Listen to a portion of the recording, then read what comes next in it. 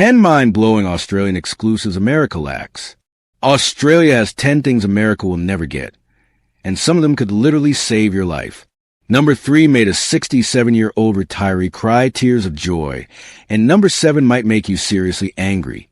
But here's the thing. If you've ever wondered why Australians live 3 years longer on average than Americans, why their kids aren't afraid to go to school, or why 43% of Americans who visit Australia never want to leave, you're about to find out. These aren't just fun differences. These are structural choices that change how people live, breathe, and plan for the future. And by the end, you'll either want to book a flight or demand your government explain itself. Fair warning. Some of these will challenge everything you thought you knew about freedom, taxes, and what a government should actually do. But wait, before we begin, please subscribe to ensure that you never miss out on any of my essential stuff. Comment, "I subscribe" below, and I will personally welcome you to our community. With that said, let's get started. Let's start with number 10. Wait penalty-free? That's a weird way to put it, right? Here's the stat. Australia has a 95% voter turnout. America, 66%. You might think, oh, Australians are just more civic-minded. Nope. It's because voting is compulsory. You have to vote. If you don't, you get fined $20. Now, before you scream that's authoritarian, hear me out. Meet Tom. He's a 34-year-old engineer from Seattle who moved to Sydney in 2021. For years in the U.S., he complained about politics, scrolled through outrage on Twitter, but never actually voted. "I didn't think it mattered," he told me. "My state always goes blue. What's one vote?" Then he moved to Australia. Election day rolls around. He tries to skip it, gets a fine, gets annoyed, shows up to vote, and something weird happens. Everyone is there.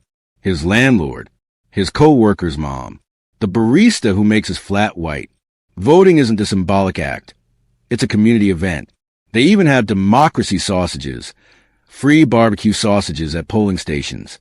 Tom said, "I complained about politics for years in the U.S. Here, I can't escape it, and that changed everything. I actually read the policies now. When everyone votes, politicians can't just pander to the loudest 30%. They have to appeal to everyone. The middle matters again.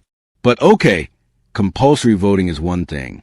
This next one, it affects your wallet every single day. Imagine this. You sit down at a restaurant. You order a $30 burger. The bill comes. It's $30. No math. No guilt. No pressure. That's Australia. No tipping. Not because Australians are cheap, because workers actually get paid. The minimum wage in 2024 is $24.10 an hour. Service workers don't survive on tips. They survive on wages. According to the Australian Bureau of Statistics, service workers here earn 34% more than their U.S. counterparts. Jessica found this out the hard way. She was a waitress in Los Angeles for 6 years. Worked doubles, smiled through harassment, budgeted her life around $3,200 a month in tips. Some months she'd make $4,000. Others, $1,800. "I was always anxious," she said. "One slow week, and I couldn't make rent." She moved to Melbourne in 2023 to be closer to her sister. Got a barista job. Her first paycheck? $3,680. Guaranteed. Every 2 weeks. "I cried," she told me. "I knew exactly what I was earning. My anxiety just vanished." Here's the thing Americans don't get. When tipping is optional, it's actually mandatory. You're subsidizing wages corporations refuse to pay. In Australia, the price on the menu is the price you pay. Radical idea, right? But what happens when you get sick in Australia? That's where things get really different. Americans with diabetes pay $1,200 a month for insulin. Australians, $7.70. Not a typo. $7.70. For a month's supply. It's called the Pharmaceutical Benefit Scheme, PBS for short. The government negotiates drug prices directly with pharmaceutical companies. If a company wants to sell in Australia, they have to play ball. No middleman insurance markups. No preferred networks. Just, this is what the drug costs. Take it or leave it. According to Medical Journal of Australia, in 2023, the PBS saves the average Australian family $2,847 a year. But here's where it gets personal. Robert is 61. He was diagnosed with type 2 diabetes in Chicago in 2018. His insulin cost $310 per vial. He needed for a month. That's $1,240. His insurance covered some of it, but after deductibles and copays, he was still paying $680 out of pocket. So he started rationing. He'd skip doses, stretch a vial an extra week. His A1C climbed. His doctor warned him. But what was he supposed to do? Choose between insulin and rent. He moved to Perth to be near his daughter in 2022. Walked into a pharmacy. Asked for insulin. The pharmacist rang it up, $7.70. Robert stood there, staring at the receipt. I thought it was a mistake, he said. I asked her to check again. She laughed and said, Mate, that's what everyone pays. I picked up 3 months' supply for the cost of a latte back home. He hasn't rationed a dose since. Now, this next one sounds boring, retirement savings, but it's actually genius, and it's going to make you mad. Here's a bold claim. Every Australian worker becomes a millionaire, not through luck. By law, it's called superannuation, or super for short. It works like this. Your employer must contribute 11.5% of your salary into a retirement account. You can't opt out. They can't refuse. It's automatic. Let's say you earn $60,000 a year. Your employer deposits $6,900 into your super account every year for your entire career. That compounds. By the time you're 65, even a modest earner has $402,838 saved. The average American 401k balance at retirement, $141,542. Here's what makes people angry. In America, your employer can choose not to match your 401k. It's a benefit. In Australia, it's illegal not to contribute. The system doesn't trust employers or individuals to do the right thing, so it forces the issue. Linda is 58. She's an administrative assistant in Adelaide. For 30 years, she never thought about retirement. I was bad with money, she said. I would have spent it, but the government thought for her. Her super balance today, $387,000. She's on track to retire at 62. I didn't save this, she told me. The system saved it for me. And honestly, I'm grateful I didn't have a choice. Automatic wealth, built into the structure of work. But here's something lighter, something that'll make you smile before we get to the heavy stuff. Australia has over 3,000 free electric barbecue grills in public parks.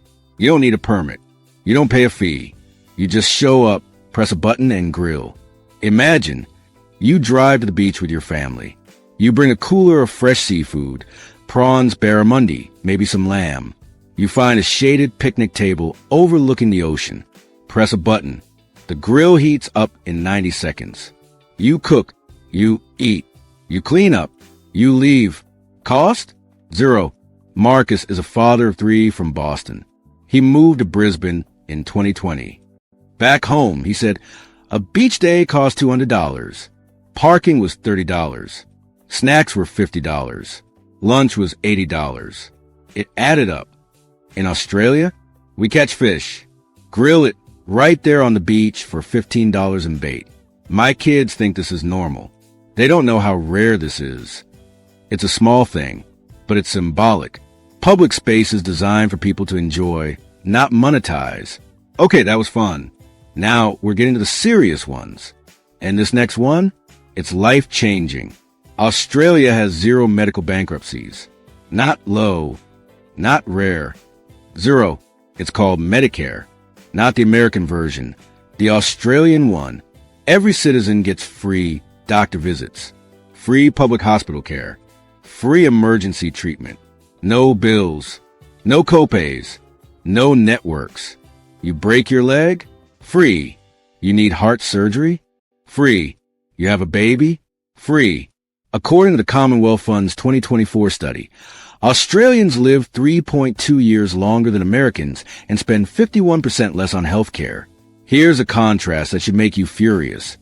In America, 66.5% of bankruptcies are medical. That sentence doesn't even make sense in Australia. You can't go bankrupt from being sick, because being sick doesn't cost you anything. Meet Sarah. She's 52, lives in Melbourne now, but she's from Ohio. In 2019, she was diagnosed with stage 2 breast cancer. Surgery, chemotherapy, radiation, months of treatment. Total cost? $0. I never saw a bill, she said. Not one. My doctor scheduled everything. I showed up. I got treated. I went home. If she'd been in the U.S., I would have lost my house. Maybe my marriage. Definitely my savings. Here, I kept my life. But here's the thing Americans always ask. Don't you pay for it in taxes? Yes. And that's the next point, because it's not what you think. Australia's tax rate is higher. Let's not pretend it isn't. If you earn $90,000 a year, you're paying about 32% in income tax.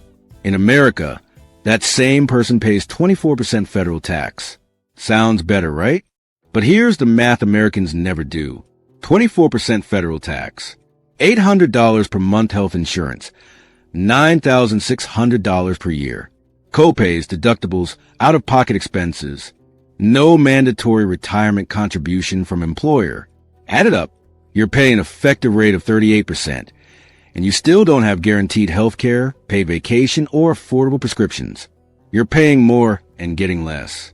In Australia, you pay 32%, and you get free health care, subsidized prescriptions, 11.5% retirement contribution, 4 weeks paid vacation, paid sick leave. You're not paying for nothing. You're paying for certainty, for peace of mind, for a system that doesn't abandon you the second you lose your job. If you're thinking that's still too high, wait until you hear number 3, because this one made a 67-year-old man weep. Here's a sentence that breaks American brains. A 19-year-old barista in Australia gets more time off than most American managers. By law, every full-time worker in Australia gets 4 weeks of paid annual leave, 20 days, 10 days of paid sick leave, public holidays off, no negotiation, no accruing overtime. You start the job, you get the leave.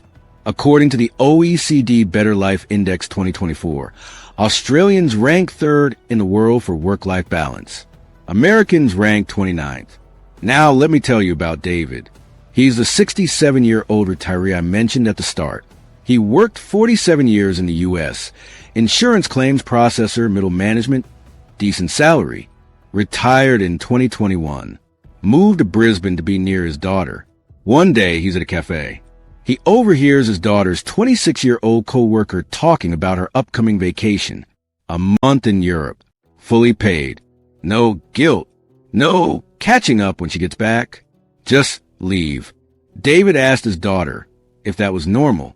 She said, "Dad, yeah, everyone does it." He cried, right there in the cafe. "I gave my whole life to work," he told me later. "I never took more than 5 days off in a row. I missed my kids' school plays. I worked through my dad's funeral. And for what? A gold watch and a pension that barely covers rent." He wasn't crying because Australia is better.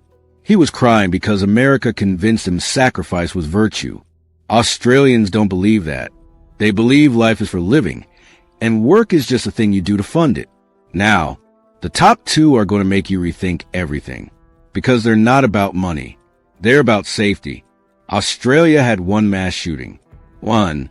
In 1996, a gunman killed 35 people in Port Arthur, Tasmania. The country changed its laws within 12 days, banned semi-automatic and automatic weapons, launched a buyback program, destroyed over 650,000 firearms. Since 1996, 0 mass shootings. According to a 2021 JAMA study, firearm homicides dropped 54%. Firearm suicides dropped 57%. But here's what Americans don't understand. It's not just the statistics. It's the feeling. Kids in Australia, don't do active shooter drills. They don't learn lockdown positions. Teachers don't get trained to barricade doors or throw staplers at intruders. Parents don't wonder if today's the day. Emma is 8 years old. She moved from Texas to Melbourne with her mom in 2022. A few months in, her mom asked if she missed anything about home. Emma thought for a second, then said, "I don't miss being scared at school." She didn't elaborate. She didn't need to. Australian schools teach math, science, reading. American schools teach survival. And honestly, if that doesn't hit you in the chest, I don't know what will. But here's the number one thing Australia has that America lacks. And it's going to sound small, but it changes everything.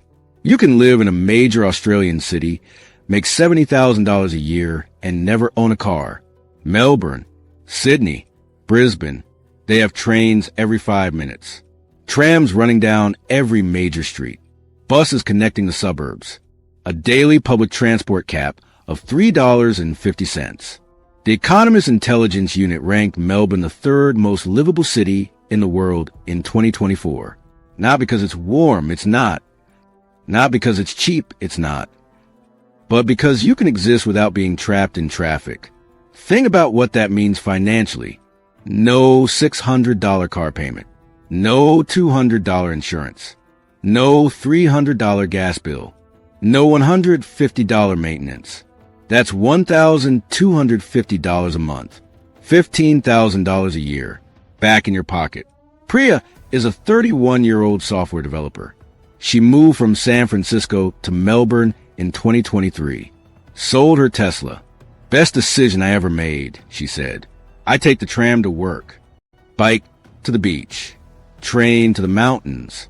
I'm saving $1,100 a month, and I'm in the best shape of my life." American cities are built for cars. Australian cities are built for people. And that one design choice cascades into everything. Less pollution, more exercise, more spontaneous social interaction, less isolation. You're not stuck in your house, because leaving means battling traffic. You just go. Now look, Australia isn't perfect. Housing is wildly expensive. They have deadly spiders and snakes everywhere. Skin cancer rates are through the roof. The internet is slower than dial-up in some places. But on these 10 things, on healthcare, work-life balance, safety, and livability, they figured out something America keeps arguing about. So here's what I want to know from you. If you could move to Australia tomorrow, but you had to leave your family behind, would you do it? Or better yet, which one of these 10 things would you bring to America first? Healthcare? Vacation time? Gun control? Drop your answer in the comments and tell me why. And for everyone saying, just move then, 87% of Americans can't get an Australian work visa. The skill migration list is brutal. So what do we do about that? How do we bring these ideas home? Let's talk about it.